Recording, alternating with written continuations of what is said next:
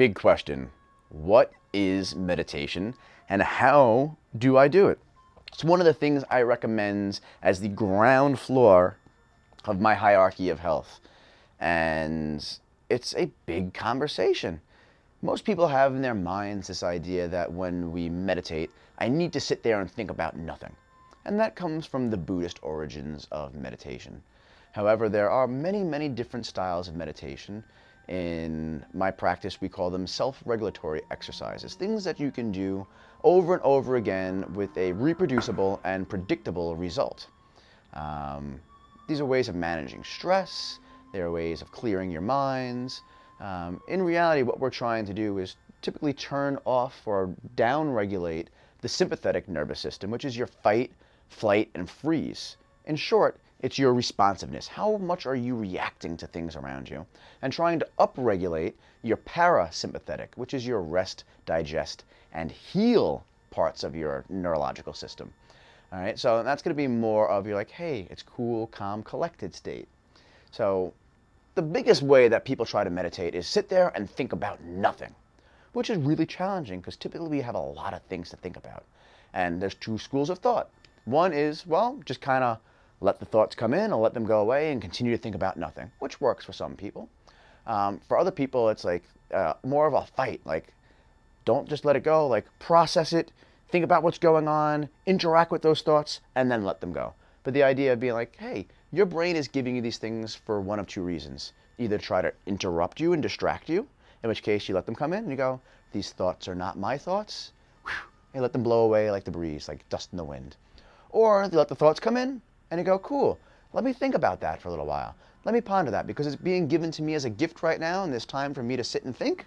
Perhaps I should spend time and actually think about it and get into depth about it. And of course, not making it worse than it is and not making it better than it is, but actually seeing it for what it is. And if it's a problem, look at it and go, how else can I solve this? What could be causing this? What's the meaning behind this? Where's the opportunity for me to grow, right? So that's one method.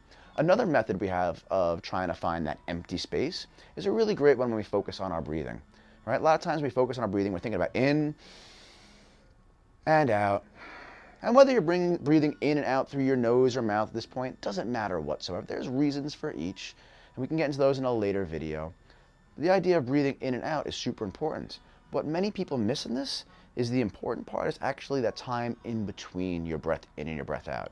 So if you're thinking about in, you're usually thinking about inhaling and what's moving in your body moving as you exhale out, what's going out in your exhale and the pace of that breath and how deep it is and how your body feels relaxing, and you end up thinking about a lot of things. So my intention for you with this is to take notice of the pause in between your breaths. And as you breathe in,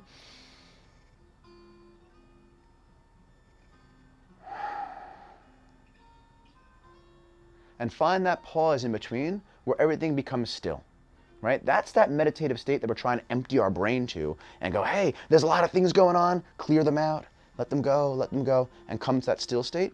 We can very quickly and easily experience that still state by finding that space between our breaths, right? So breathe in, find that calm pause in between. Don't force, don't stare, I gotta make it longer, but let it be natural. And it'll naturally get longer, but it's giving you familiarity so that you can reproduce it because you already know that recipe in the future. All right, so that's another idea on how to do this one. Another one that we have from my lineage of Taoism is a practice called Zwowong, which is sitting in forgetfulness is what it means. And very simply, you sit and you close your eyes and you try to forget everything. So rather than like letting things go, I forget. And the first thing I try to forget is I try to forget where my body ends and where space around me begins. So I kind of feel for myself, it's a feeling that almost like my body is getting larger and larger and the little molecules get further and further apart and eventually I spread out. All right? But the idea being that when things come into your minds, you go, how soon can I forget about that? Oh, my back is bothering me. Cool, I'm going to try to forget about that. And just let them go. Forget. And sit in forgetfulness. Forget that you have a body. Forget that you have a mind. Forget you have relationships or problems, finances, good things, kids, dogs, work. Try to forget about everything. Literally just sitting in forgetfulness. Becoming that observer. Just observing what's going on and forgetting about it. Oh, that doesn't exist either. Another way of finding that still point.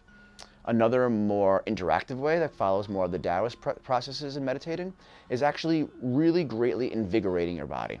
So one of the techniques we do is we'll breathe very, very deeply in and out forcefully through our nose, right? And in so doing, we're trying to almost inhale the entire universe. We call it complete respiration. So when we inhale, it's, I don't know, it looks silly, but you gotta try to move the body. You're trying to get blood, tissues, nerves, your skin, to get this feeling of moving really strongly. And then exhaling out really strongly. And we do it more and more forcefully, so it becomes.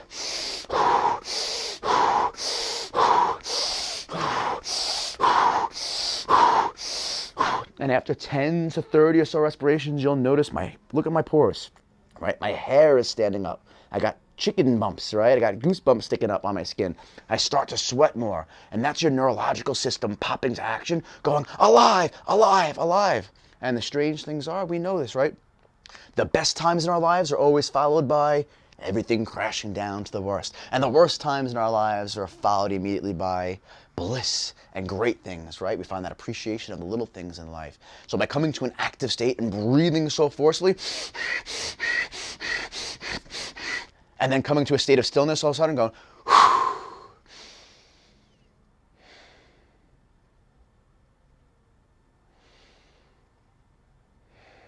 and breathing as calmly and peacefully as you allow, almost like a still pond, your body will immediately down-regulate from going fight or flight, react, react, react, to fifth gear to first gear, and slow. And the stillness will become super, super apparent.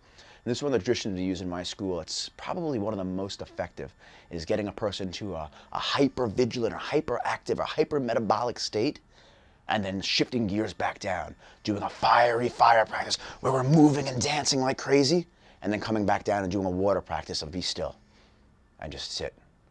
Because when you have that fire and that water, you get that steam. And that steam is that essence of life, that chi that we talk about. Right? So in so doing, it allows you to have that still point from one pole to the opposite pole to find the middle. Right? So those are a couple ideas on how to meditate. I'm going to do some more in-depth ones using sounds and vibrations, as well as longer form practices for you to follow along with too. But I get a lot of questions on how to meditate, what is meditate. Sometimes for some people, meditating is being lost in a book. Sometimes meditating is sitting and watching TV. Now, the question that needs to be asked is, when you're doing these externally generated activities, are you gaining the full internal benefit? And chances are no. It's kind of like taking a drug to numb you. If you sit in front of the TV to kind of calm your body and zone out, your body will get to that same kind of numb state, still point state, but you're not doing it under your own free will and causation. You're also not addressing the problems and issues that might come up, and you're not being able to do it by your own internal power. And we want to make sure that we are removing ourselves from the autopilot of life and really allowing ourselves to go in and take control and be the governors of our destiny, be the creators of our future, and be the gods within our human bodies that we truly are. So we'll follow up a little bit more of these deeper practices, both on the YouTube channel and my member site as well. So if you want some information, check out in the links below, and we'll set you guys up with that. Enjoy.